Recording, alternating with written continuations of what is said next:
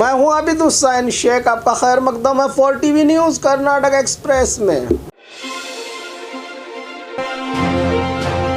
Omicron मरीजों पर सरकार की कड़ी नजर, गौरव गुप्ता का बयान। बेंगलुरु बीबीएमपी कमिश्नर गौरव गुप्ता ने कहा कि विदेश से लौटे लोगों में ओमिक्रॉन देखा गया है। इन पर सरकार की ओर से हर तरह की नज़र रखी जा रही है। संपर्क में आने वालों को टेस्ट करने पर नेगेटिव रिपोर्ट आई है, लेकिन दोबारा फिर इनका टेस्ट किया जाएगा, क्योंकि तीसरे ओमिक्रॉन के मरीज की एयरपोर्ट में नेगेटिव रिपोर्ट आई थी, जिस पर दोबारा हॉस्पिटल में ओमिक्रॉन की पुष्टि हुई थी इस व्यक्ति की। इसी के चलते ओमिक्रॉन को नज़रअंदाज नहीं कर सकती सरकार। इनके संपर्क में आने वालों को दोबारा टेस्ट करके बीमारी को रोकने की बात कही बीबीएमपी कमिश्नर गौरव गुप्ता ने।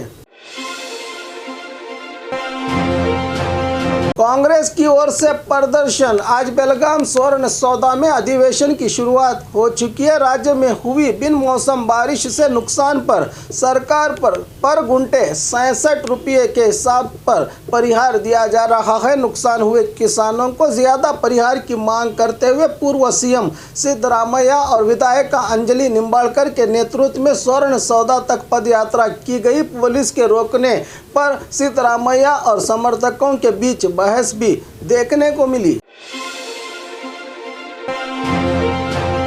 रोड दुर्घटना में हुई मौत। चित्रदुर्ग तालुका हलूर के पास लॉरी और कार टकराने से 4 की मौके पर ही मौत हो गई है। मृतक गदग से चित्रदुर्ग आने की बात पता चली है। मौके पर पहुंची एसपी राधिका ने जायजा लेकर मामले को हिरियूर पुलिस थाने में कर लिया है दर्ज।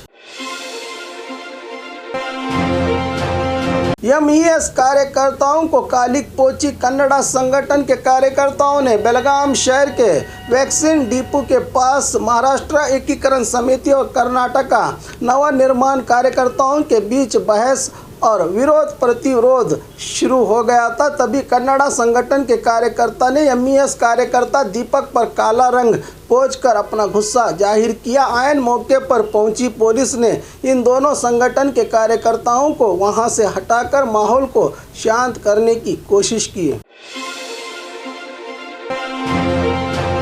राज्य में होगी 3 दिन और बारिश। राज्य में पिछले कुछ दिन पहले ही बारिश से जनता को राहत मिली थी, लेकिन आज से और 3 दिन बेंगलुरु सहित राज्य के चामराजनगर, चिकबल्लापुर, चिकमंगलुरु, हासन, कोडगु, मैसूर, रामनगर, तुमकुरु, दक्षिण कन्नड़, उत्तर कन्नड़, उडुपी, बेलगाम, धारवाड़, गदग, हावेरी जिलों में बारिश होने का अंदेशा जताया है मौसम विभाग ने। राज्य में किसी भी हाल में सीएम का बदलाव नहीं होगा, प्रहलाद जोशी। राज्य में उठी सीएम बदलाव की खबर पर केंद्रीय मंत्री प्रहलाद जोशी ने कहा कि सीएम बसवराज बोम्मई ने अधिकार संभालते ही कई जनहित काम किए हैं। जनवरी के बाद वो ही सीएम के स्थान पर कायम रहेंगे। सीएम को बदलने की अफवाहें झूठी हैं, कहा प्रहलाद जोशी ने। हर बार बीजेपी नेताओं की सफाई के बाद ही सीएम का बदलाव होता आया है। शायद इनकी बातों से कुछ ऐसा ही लग रहा है कि राज्य की सियासत में कुछ तो बदलाव होने वाला है।